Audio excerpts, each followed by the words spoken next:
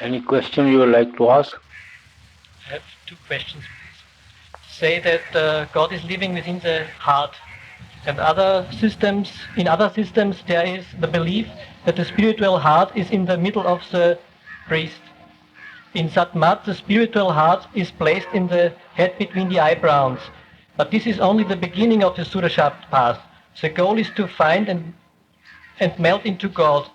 When all levels, the lokas are within, where is the true home of God? Where is the place of such kind of Swami?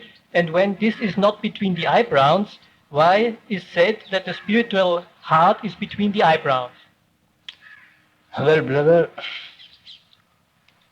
physically the Lord doesn't live anywhere in the body, neither in the heart here nor in the physical body at the eye center. We call it at the eye center because unless we are able to concentrate at the eye center, we cannot reach the Father within. There is no physical abode of the Father within this physical body. There have been so many postmortems, so many dissections of the body. Nobody has found a abode of the Lord within the body. Neither anybody has found any place for the mind, any place for the soul. And yet all these things are within the body because they work from within the body. So what they mean to say that unless you concentrate at the eye center and then you raise your level of consciousness upward, inward, upward, you will not be able to reach the abode of the Father. And that abode is not in the physical body, but you have to search within your body, not outside anywhere.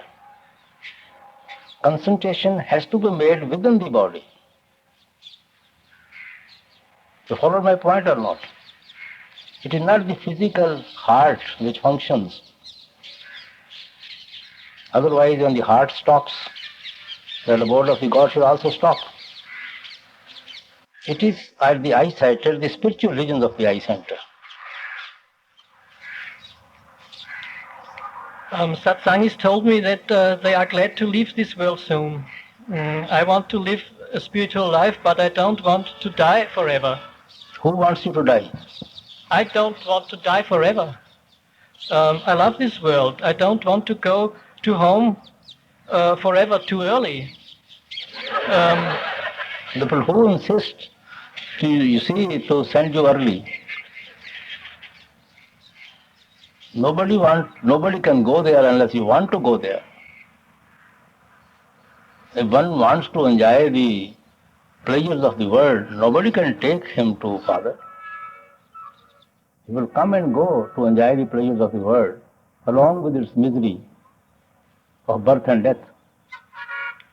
So when I love this world and my family, can I be initiated in spite of that? Can I? Can I be initiated in spite of that? No question of initiation. The question is, why do you want to be initiated? What for? In order to come back into this creation again and again? Or To get the connection with Shat. what for? In order to go back to your Father or in order to come back to this creation again? What is your object of initiation? People want initiation, people want to meditate because they want to leave this world and go back to Father. But if your intention is to enjoy this world and want to come again and again, there's no sense of getting initiation at all. Because initiation will not let you remain the part of this creation anymore.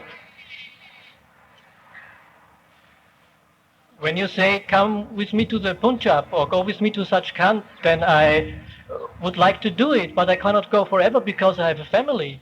So I want to go both sides. You want to take your family also with you? Yeah?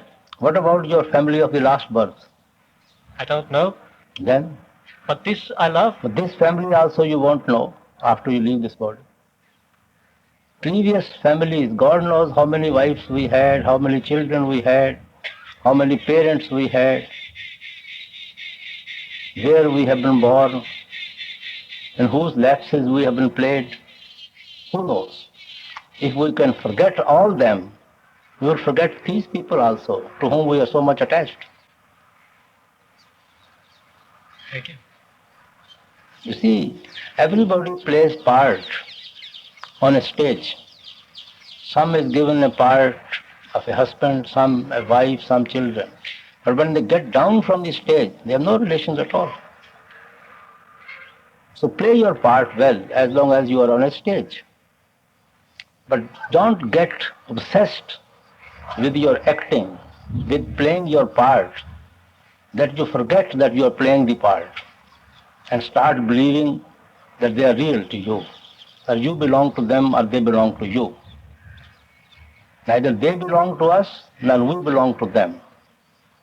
Our parents give us birth, but they don't belong to us. We come through them, but we do not belong to them. I do not know whether I can come back to India at your feet because of lack of strength. May I ask a question on behalf of my husband? Sister, most welcome. He reads many books and wants enlightenment, but he reads and reads and reads and doesn't find anything. So he says, if you want to explain to a child, for instance,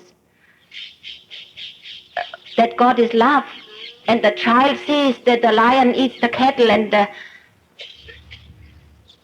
the cat eats the mouse and everything kills, any animal kills the other animals. So how can you explain to a child that God is love? Because the lion has not made himself and the cat has not made itself.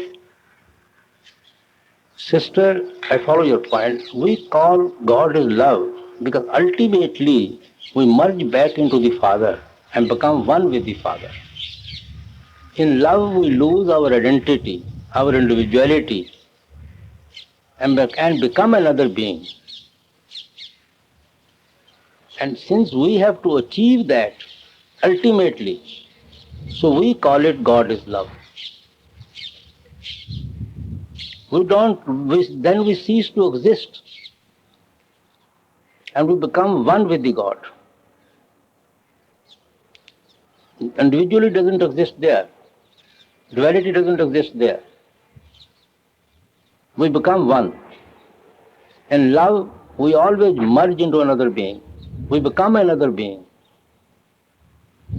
We lose our own identity, own individuality. That is why we call God is love. I understand that and I should like to reach that. But what about the animals? Does the mouse, if it is eaten up, get any benefit? For instance, in the next life or so? You see, this is all his play. He has given that part to the lion, different parts to different species. And they're all playing their part. But this isn't love, is it? I mean, if the lion eats the cow or something, is that love? But it has no reality, ultimately. Because they're playing their part from his point of view. They're all playing their part. You see, director sees the whole drama after having separated himself from all what is going on the stage. He knows that people are fighting, wars are going on the stage, but there's no reality of that. But the one who's fighting on the stage, if they start thinking themselves that they're real soldiers, they are killing each other, you see, he becomes involved. He gets obsessed. But director is not a part of all what is being done. He is separate. But can there be any death? Any death? What do you mean by death? Schuld. Help me please, German people. Schuld. Death? Death? No. Death. Guilt, I mean. From our point of view, of course, there is a killing, there is a birth. But the director knows it's all, everything is on the stage. It has no reality.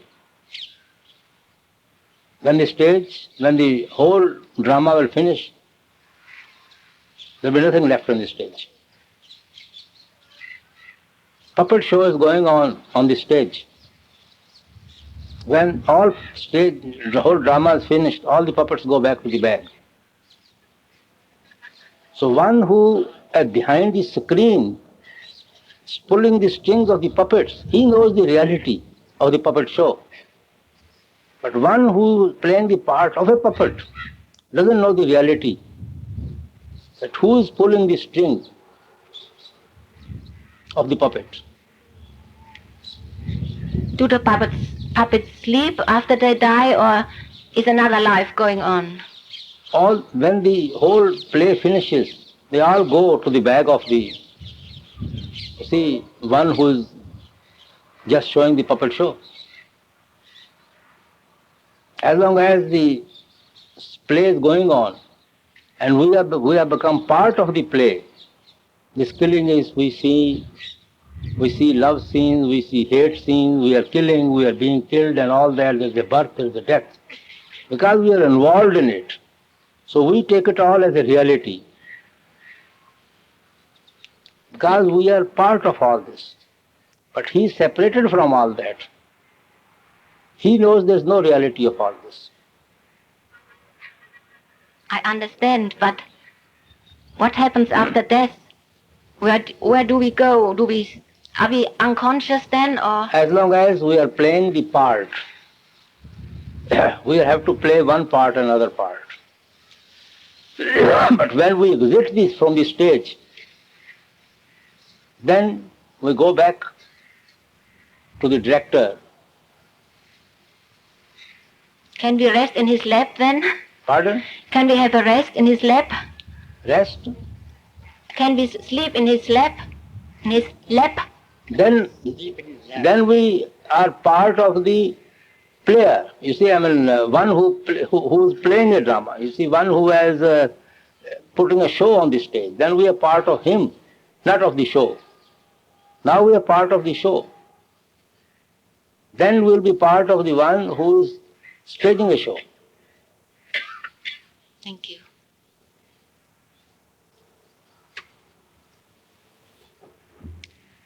Master, I'm having a lot of difficulty in celebrating life at the moment.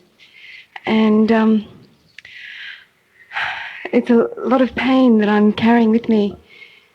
I feel the burden of living and I want to go back to the Lord. How can I ease my pain? Sister, who doesn't want to go back to the Father? Who would like to stay in this world where we do not know when the death may come, from whom the death may come, and how the death may come? I hope it comes. Everybody in separation from the Father, no matter even you stay in a palaces, you have all the luxuries of the world, you will be miserable. As long as we are separated from Him, nobody can become happy. Some are living comfortably in misery. Others are living uncomfortably in misery. Everybody is living in misery. As long as we are separate from the Father. If the beloved is separated from the lover, lover is separated from the beloved, lover cannot be happy, no matter what you give him, no matter how much comfortably he may be living. Maybe all the gadgets of the world, they don't please him at all. All what pleases him the most is the beloved. As long as that is separated, there can be no peace for him. So as long as the soul is separated from the divine ocean, from the Lord, it can never find peace in this creation. So I need to survive the way I am, maybe change my attitude? Well, we have to make best use of the opportunity which the Lord has given us. Yeah. Okay. Thank you. I often give an example of a child who goes to see a fair after holding the finger of a father. Everything in the fair pleases the child. All electric shows going on, toys for the child, children's play, sweet shops, and everything pleases him. Sometime he starts feeling probably these are the things which pleases him most. But if by mistake he leaves the hand of his father, finger of his father, then he starts crying in spite of everything is there, which were pleasing him. Then he realizes the all pleasure he could derive from all that fear as long as he was holding the finger of his father. Without the support of that father, without the hand of the father, all this is miserable for him. So the whole creation is miserable for us if we are separated from him. When we hold his hand, our attention is towards him. We go through this life without losing much of our balance. If we have absolutely forgotten him, then we live miserably in this creation. But if he is our focus, he is our destination, and we are trying to achieve that destination, we are breathing in peace. We have consolation, contentment that we are going towards our home. So we go through this life. And if we have turned our back to our destination and looking the other way, the more you look the other way, the more miserable you will be. We try to find peace and happiness in the worldly faces, the worldly objects, and the worldly pleasures. The more we try to seek there, the more miserable we are becoming every day. We think we will be able to get all that happiness and peace from raising our standard of living in this world, from having all the sensual pleasures of the world. But the more we try to find, the more miserable we are becoming every day. In spite of our civilization, so much improvement, so much standard of living we have risen, there are more death now, more suicides in the world, more broken homes, more broken, I think, youth is more rebellious from the parents. There's no peace in homes even these days, no peace in family, no peace in country.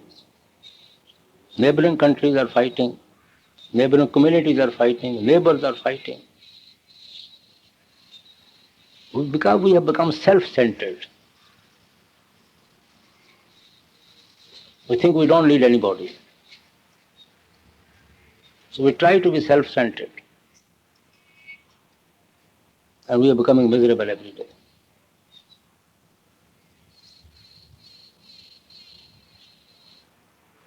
Peace is only within us when our tendency of the soul is towards its own origin. See, our soul is yearning to go back to the Father. But when there is so much weight over the soul, it becomes helpless. It becomes miserable. You lift the weight from the soul, it will just go back as attracted by the magnet. Needle is always attracted towards the magnet. But if there is a stone over it, what can the poor needle do? We have so much layer of our karmas, of the mind, our layers of the mind. The soul is helpless in this creation. So meditation, the main purpose of the meditation is to lift that weight from the soul, to make it light, so that it automatically should go back to its source. The more weight is being removed, the more happier and happier we are becoming. The more weight we feel on the soul, the more miserable we are becoming every day. If we are becoming burdened and burdened and burdened by these sensual pleasures and all these things, you see, they are all burden on the soul. So we are becoming more miserable. So we cannot seek happiness in this world. We can only seek happiness in his lap by going back to the Father. Wife is always happy in the company of her husband. No matter what you give her jewelry, give her all the respect, beautiful house, all what she needs is her husband. She can only enjoy these things if she is in the company of the husband. Otherwise, she cannot relish all that. They rather make her more miserable.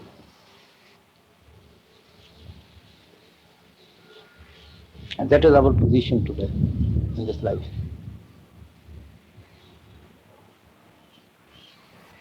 Yes? Father, when I make my meditation, I try to make dhyan, but I cannot see your face. It's very difficult, but when I try to see the face of other people that I know, it's very easy. Why? Why I cannot see your face?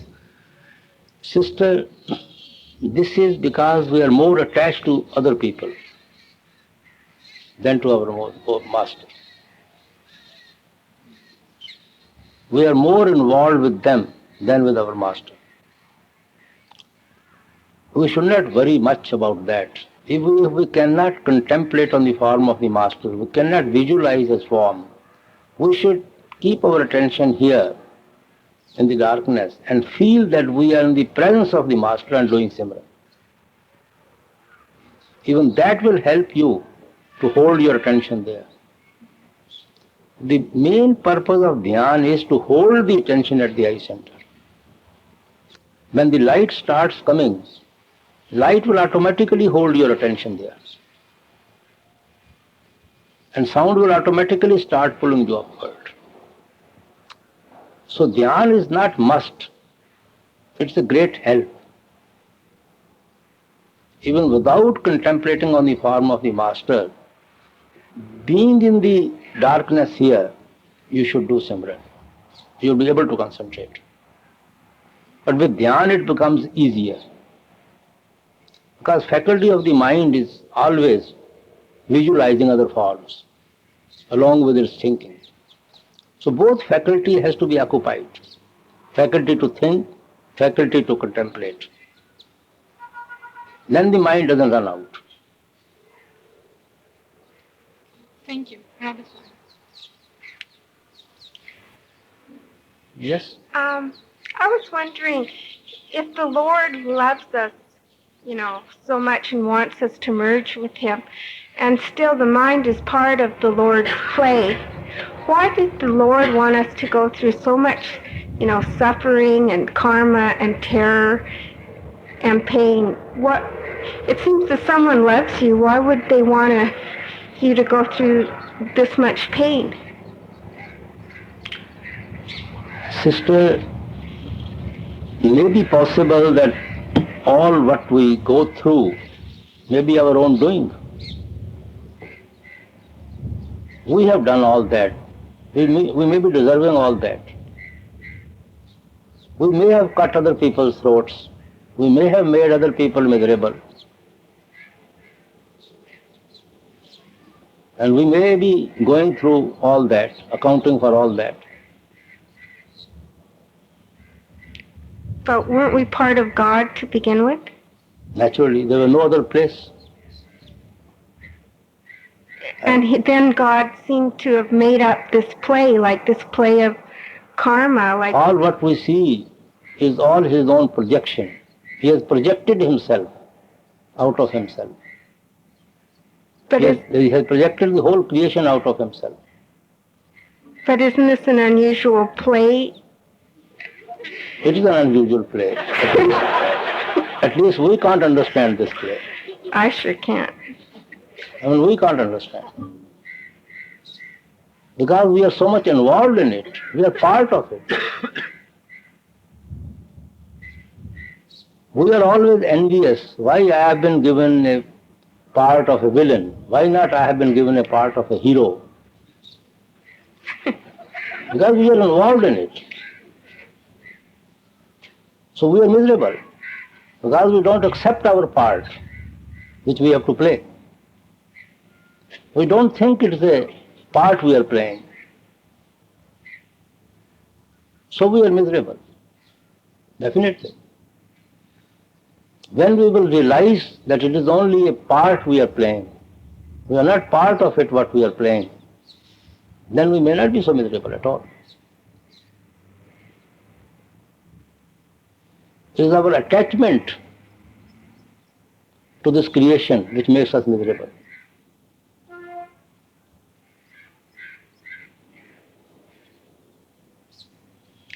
Thank you. Maharaji, when we are meditating and doing Dhyan and Simran, could we hear the sound at the same time? Yes, when we are doing Simran, sound is always there. You can't shut out the sound. Sound will be there. Sound is there. Am I hearing the sound? So, but when we are doing Simran, we should only concentrate on Simran. Then our concentration will become better and better. Yes. And then Shabad will start pulling upward and inward. Otherwise, if we don't concentrate thoroughly, we will hear the Shabad, but it will not pull us upward. Is there any way of knowing when we are hearing the Shabad? Of course, why not? We always know. Yes. Thank you, Master. Master, I am facing a decision, can you hear me? Which I feel is going to be very difficult. Intellectually, I know that you are holding my hand and I have nothing to worry about. But still, I worry and am afraid. I came to India to have you tell me what I can do to help face this decision. Sister, intellectual conviction is only to attend to meditation. Then unless we have experience within, we don't get the right type of conviction. Then only contentment comes within. When we start experiencing from within, then when we enjoy those experiences within.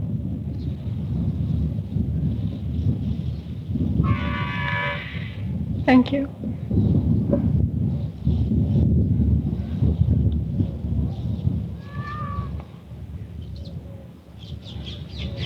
I am a seeker and agree with the principles of Sant Mat.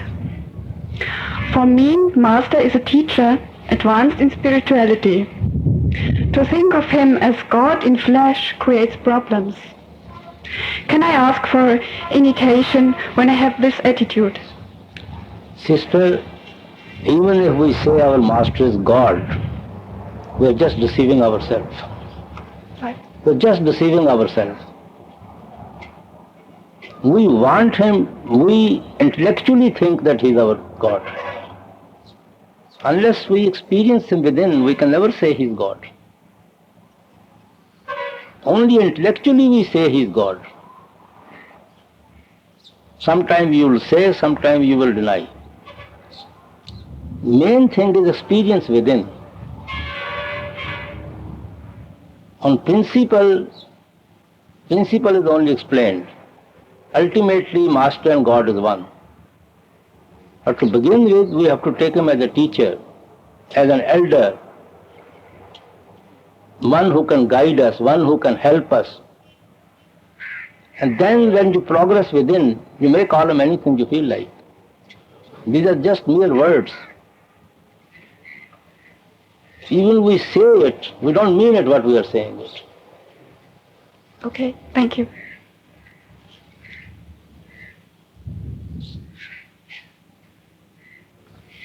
Master, I have two questions to ask you.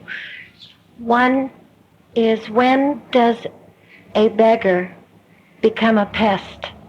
When does a beggar becomes? A pest, an annoyance. At what stage beggar becomes an annoyance? Yes? What do you think? Well, I know 3 times and you're out, but, Unless he is given something. unless he's given something, yeah. Christ said, knock, it shall open. Knock means go on knocking unless it opens. So duty of the beggar is to knock. And knock means just go on knocking unless it opens. Our duty is to knock. It is for him to open. So we should not be a poor beggar. And he will not be a poor giver. Actually, we are very poor beggar. He is a great giver. We don't knock at all. Even if we knock at a wrong door. We don't knock at the right door. It never annoys him when we knock, because he is so anxious to give us. Who has created that feeling of knocking at the door in us? He has done it. We only knock when he wants us to knock. So how can he be annoyed when he wants us to knock? He creates his longing within us. He creates his love within us. When it starts growing within us, how can he be annoyed with us? He was the one who has sown that seed within us. He should be happy to see that seed growing and becoming a plant. So he is not tired of our knocking. We become tired of our knocking. Mostly we don't knock, or we knock at a wrong door, or we don't know how to knock. So he is a great giver. We are very poor knockers.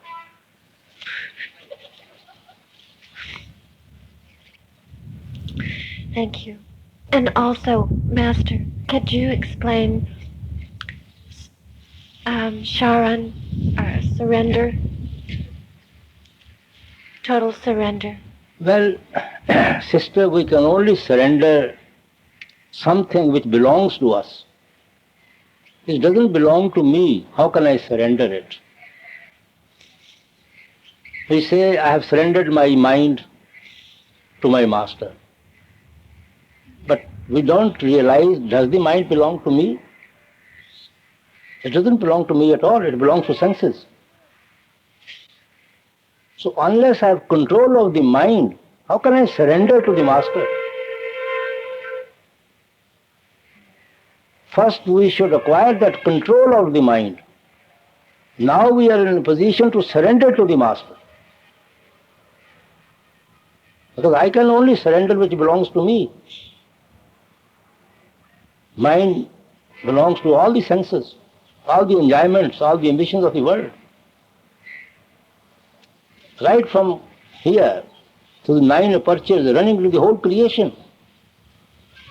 It's not under my command at all. We often say, I have surrendered my mind. How have I surrendered it when it doesn't belong to me at all? First we should hold control over the mind. Now we are in a position to surrender to the master. So we can only surrender to the Master when we go beyond the realm of mind and Maya. Tirkuti, second stage.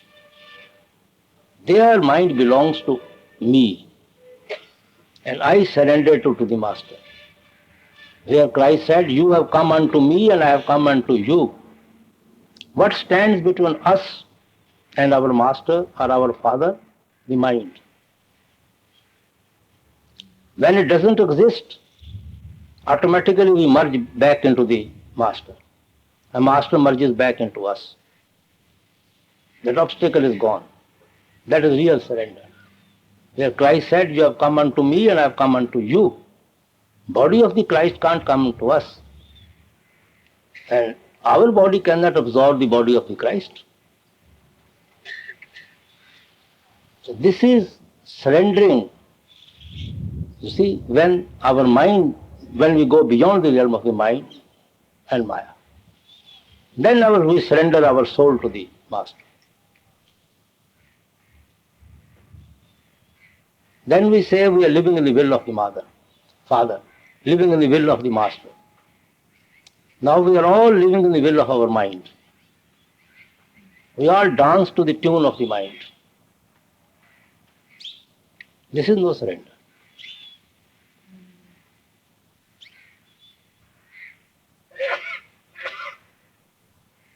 When the soul becomes whole, then only it's clean, then only it can merge back into Father. That is surrendering to Father. That is why Christ said, "Ye have become whole, sin no more, lest the worst thing can come unto you." Since you are put on the path, so you are in the process of becoming whole. We become whole when we go beyond the realm of the mind and Maya. When soul and mind are separated from each other. When the soul starts dominating the mind, then the soul becomes whole. Then only soul can merge into the Master or merge into the Father. That is real surrender.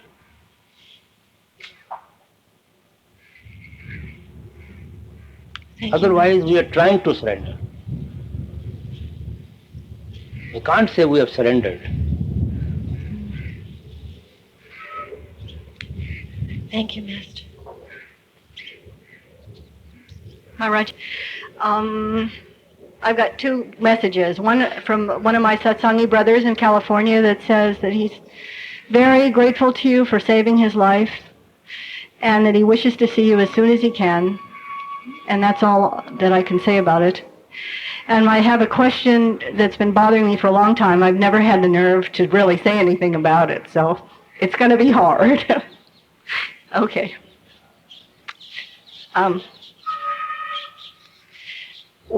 Sorry. Yes, please.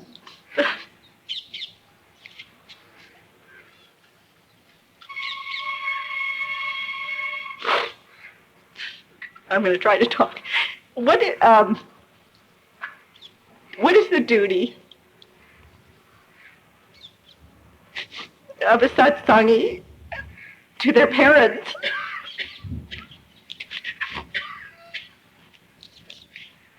when the parents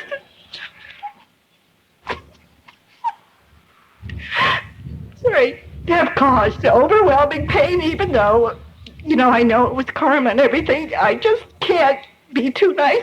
Can't. I'm afraid to visit them, and I try to be kind, but I have a lot of fear, and I don't know if it's something I should just avoid and try to be nice from a distance, or whether I have to go into it again and face it. I don't know. Sister, everybody has individual problems. We have certain obligation to our parents, certain responsibility towards our parents, certain obligations to our own children. So, Satsangi should make us a better child, better husband, better parents. And now we have to see how we can discharge those obligations, those responsibilities. Very difficult to generalize, this is my obligation, this is not my obligation, this is my duty towards parents, this is not my duty towards parents. You can't draw a line anywhere. We have to judge ourselves individually. Everybody goes through individual circumstances. He has individual problems one has to face in life. Neither everybody's parents are alike, nor everybody's children are alike. But everybody has certain responsibilities and duty towards their parents and towards their children, towards one's country, towards one's friends. And we should try to discharge our responsibilities and obligations. Well, I was feeling really guilty, and I think that because I was feeling guilty, I must be doing something wrong. Well, everybody individually has to judge. Okay. Nobody can advise us on this point. Well, I've tried to forgive them, and I think I almost did, but I'm still carrying a lot of fear and of... Well, if one side doesn't discharge one's responsibility, that doesn't mean that the other side should also behave the same way. True.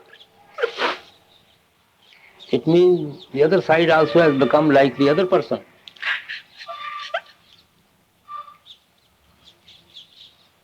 He should at least behave in a better way. Otherwise, what is the difference between them? They become both alike. I know. Christ gave a very beautiful, in a very beautiful way he explained. He says, if you greet somebody who greets you, what is the beauty in that? You should greet them who do not greet you. You should show love and respect to those people who do not show love and respect to you. Yes, I know. These are very simple things, but they go a long way in our life. Otherwise, how it's different? How we are different than the others?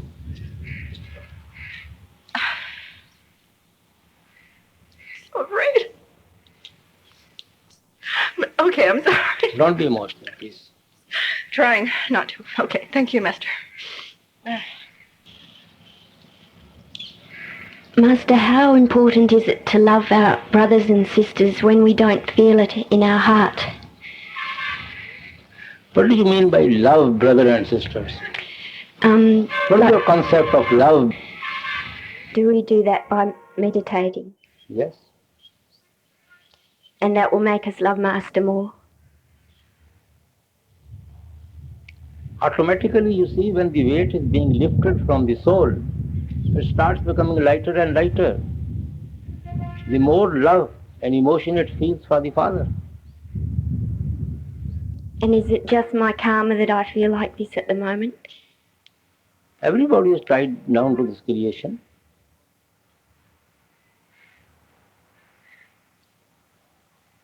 Thank you.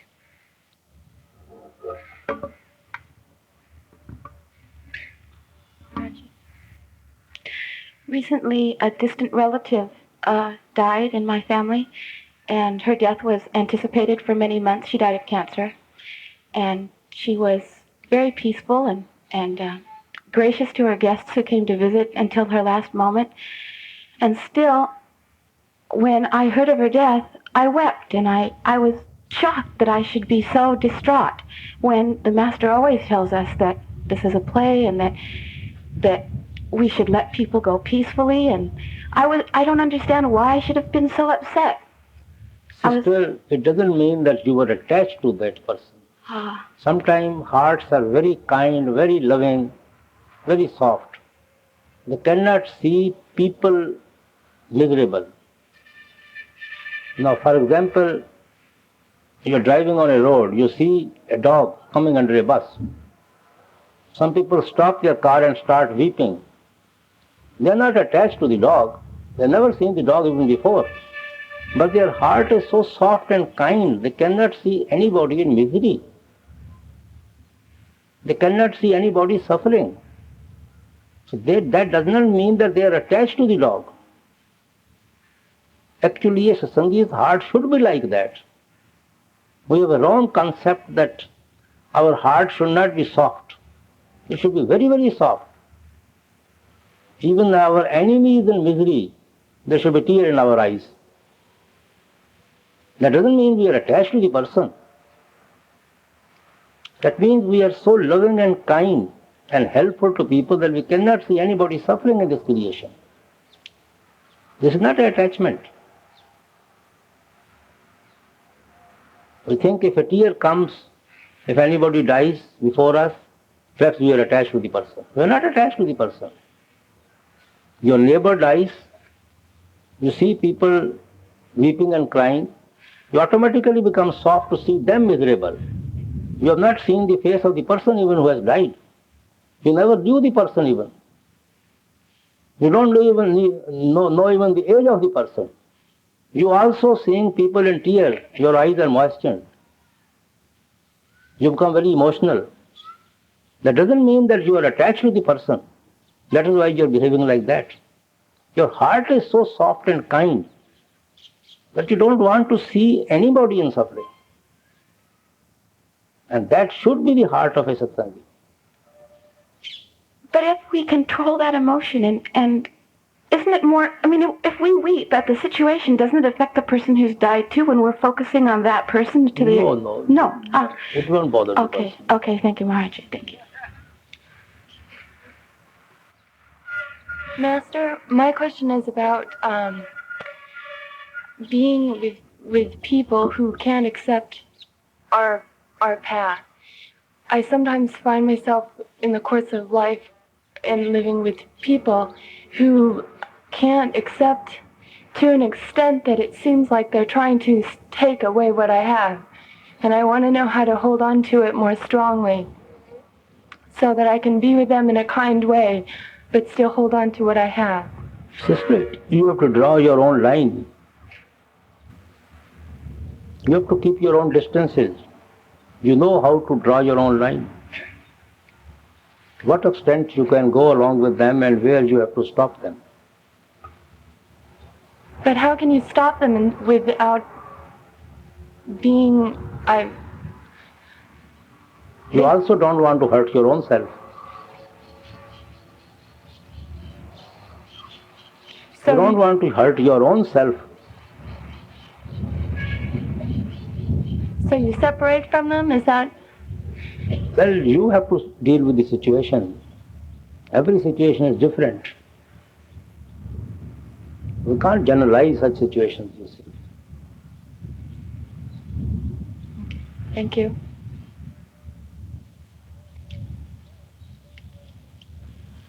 Master, I was just wondering, how does the physical darshan of the Master help a satsangi?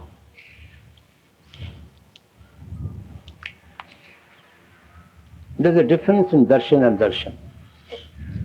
There's a difference between what and what? Darshan and darshan. Okay, what do you mean? Darshan is not just seeing the Master. Darshan means helpless of a disciple to look at the Master. So it doesn't have anything to do also with distance or anything, like if you're way back in the back, it depends on how you feel. Even if you are 1,000 miles away from him. It is something within which is pulling you towards him. Just seeing anybody is not having his darshan.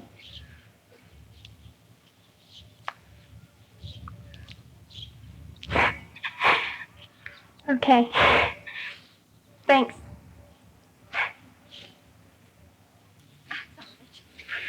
I recently read that death is real and life is unreal. Could you speak about that? You see, As long as we are caught up this net of birth and death, everything is unreal. Nothing is real. If after death again you take another body, if after taking another body again you face the death, then what is the reality? Death becomes real if you don't have to come back to this creation at all. Then you merge back into the reality.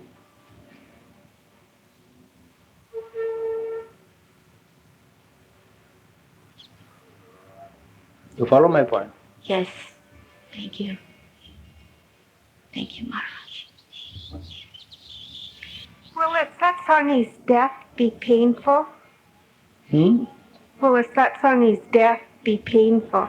Sister, it depends on one's individual karmas. It can't be the same with everybody. Everybody has to go one's own destiny, own layer of karmas. Even to non-satsangi, sometimes death is not painful at all. They just die in their sleep. Nobody even knows when they passed away. But what about the after you die part? One has to face according to one's own karma. Individual karmas. But with the Lord there or the Master there, is it easier to face? Well, if you have progress within, then it is easier to face. If you have already done the rehearsal to die, then death is no problem to you. If what? Rehearsal to die. What is meditation? It is the rehearsal to die every day. Mm-hmm. The time we give to meditation, actually we are doing a rehearsal to die. When we die, we withdraw, our consciousness is withdrawn right from the sole of our feet and comes to the eye center, and the soul leaves the body at the time of death. And this is what we are practicing every day. And then where would it go, the soul? According to its own individual karmas, individual progress. So meditation is nothing but a rehearsal to die.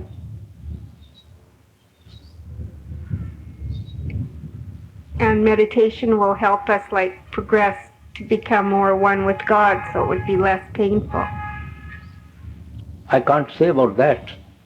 You see, sometimes it is in the interest of the soul to go through certain layer of karmas while in the body. To us it may look painful. To the person who is going through may not look painful to him at all. Yet he may be clearing lot of his karmas which would have brought him back for full one birth. And he may be clearing within a day or two at that time the load of those karmas. It depends upon the situations and the individuals. But so when he dies in that in-between state between life and death, or maybe the person would just go on to the higher planes, would just depend on the person's growth. Person's individual destiny, individual growth, individual attitude towards meditation, towards life, towards this creation, his attachment to the creation. So that in-between stage between life and death. You see, just I tell you, if a Muslim cloth is thrown on a thorny bush, if you try to pull it, it will be torn. If you take it from one thorn, from another thorn, from another thorn, you can easily remove the cloth. So one who has done the practice of removing it from thorns, individual thorns, he takes it very easily, the cloth. And the other person whom the cloth has to be pulled from the thorny bush, naturally he will feel it. If our attachment is so much separated into this creation, when we are withdrawing ourselves to the eye center, we are trying to pull our roots from those attachments, it will be painful. Because we refuse to leave them. Mind refuses to leave them. So it will be painful. And he has to leave them. So it varies with individuals. You can't generalize these things. Just one more question with this. Do you have help in that in-between state between life, death and rebirth, or death and going on to another plane? Do you have help? Like? In that in-between state? I'm not Say when you die. Yes. And your soul goes, up towards the Lord or towards another, birth. Do you have help? What do you mean by help? Well, just someone there to help you and guide you. Who's there to help you and guide you? The Lord or yourself. Well, if you are attached to the Lord, He will. If you are attached to the creation, why should Lord bother about you? If you have made your Lord your own, why should He forsake you? He will not. But in a way, it feels like He forsakes us by pushing us out. I'll just quote Christ's word. Christ said, if you love your father and mother more than me, then you're not worthy of me. Mm-hmm. This is attachment. He said, unless you become worthy of me, you cannot become worthy of the Father. If you are attached to them more than me, means Shabad. Master is Shabad. Mm-hmm. Then you are not worthy of me. If you are attached to the creation, the worldly faces, the parents and all that more than me, more than Shabad, then you are not worthy of me, worthy to become me. Unless you become me, you cannot become the Father. Unless we become the Master, we cannot become the Father. And if we love the creation more than the Christ, than the Master, we are not worthy of the Master. Unless we become worthy of the Master, we cannot become worthy of the Father.